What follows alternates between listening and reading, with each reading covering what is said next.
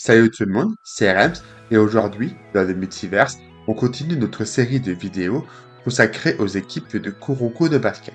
Cette semaine, on s'attaque au lycée Kaijo, une équipe considérée par beaucoup comme la plus faible de KNB.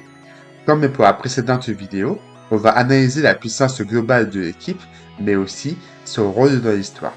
Et si ce format vous plaît, dites-moi en commentaire, histoire de continuer cette série sur d'autres équipes. Allez, c'est parti. Le lycée Kaijo est la première équipe présentée dans KNB et clairement, ce n'est pas un hasard. Ils vont rester très présents tout au long de l'histoire en soutenant Seirin à plusieurs reprises. C'est d'ailleurs la toute première équipe que Kuroko, Kagami et le reste de Seirin affrontent. Lors d'un match amical, dont l'objectif est simple, tester un niveau.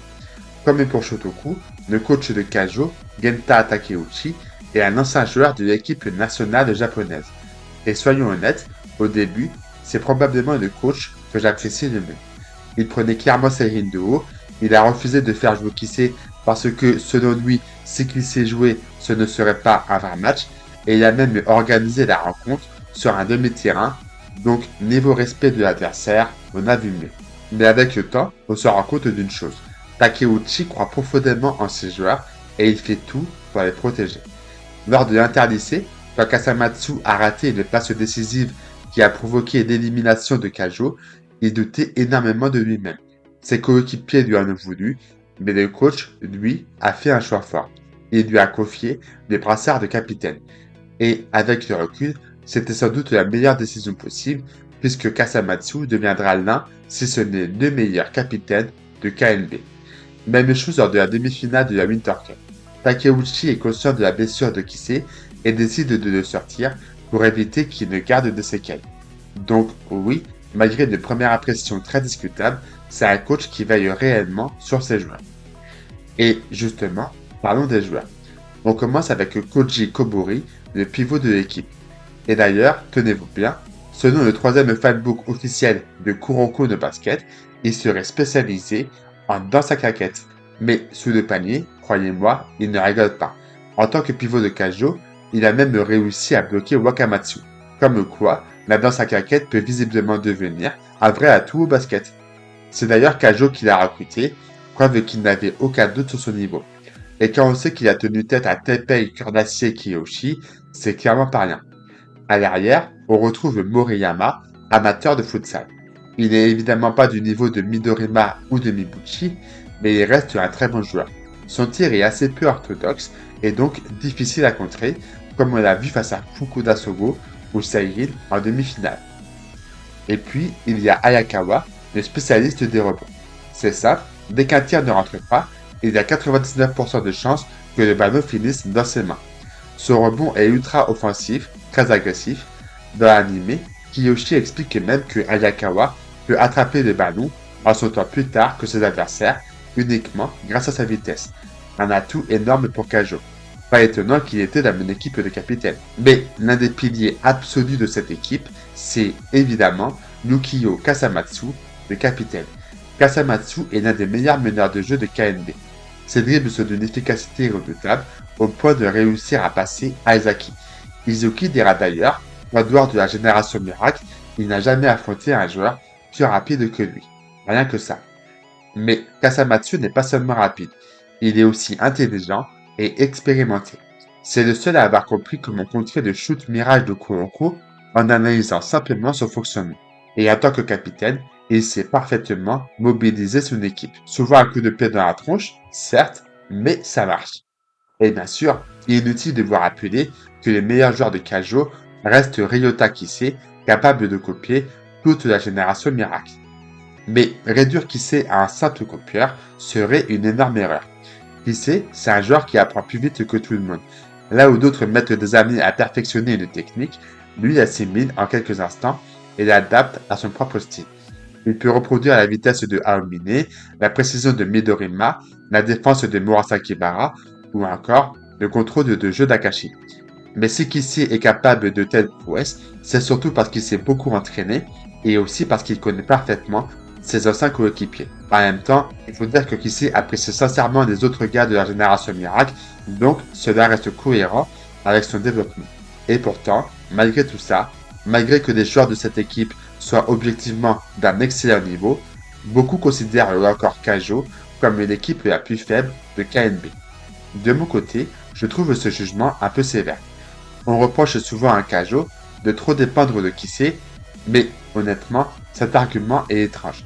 Parce qu'on pourrait dire exactement la même chose de Shutoku sans Midorima ou de Toho sans Aomine. Alors, je comprends certaines critiques. À chaque fois qu'on a vu Kaijo jouer, c'était souvent pour mettre Kisei en avant.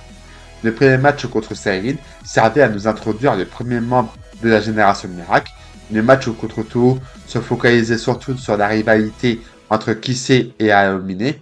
Même si on a découvert Ayakawa ou Kobori, à part Kasamatsu, Kisei restait le principal bénéficiaire de ces rencontres. Mais malgré la défaite contre Toho, ce match a montré quelque chose d'essentiel, un esprit d'équipe très fort. Kisei reconnaît lui-même qu'il ne serait jamais allé aussi loin sans ses coéquipiers.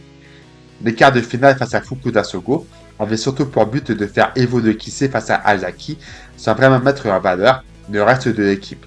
D'ailleurs, j'ai trouvé ça un peu maladroit de la part de l'auteur, mais bon, au moins ça a permis de faire évoluer Kisei, même si Kaijo méritait mieux que de se faire humilier par un seul joueur. Et pas la peine de parler de la petite finale entre Kaijo et Shutoku, dans laquelle Kisei ne joue pas une minute et qui n'est absolument pas représentatif de l'équipe. Du coup, pour évaluer les niveaux globaux de cette équipe, je pense qu'il serait assez pertinent de parler d'un gros morceau, la demi-finale de la Winter Cup. Je sais que beaucoup n'aiment pas cette rencontre, notamment parce que Kisei passe une très grande partie du match sur le banc à cause de sa blessure. Mais en réalité, c'était un choix non seulement volontaire, mais surtout intelligent.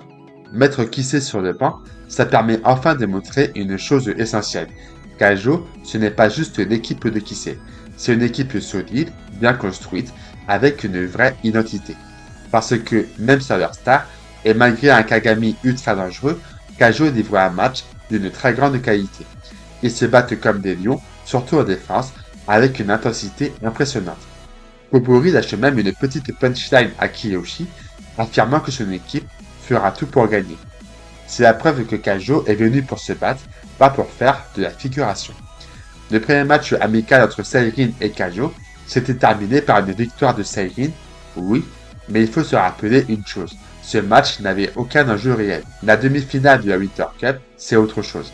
C'est un match officiel, un match de championnat, un match où chaque possession compte. Et là, Kaijo donne absolument tout.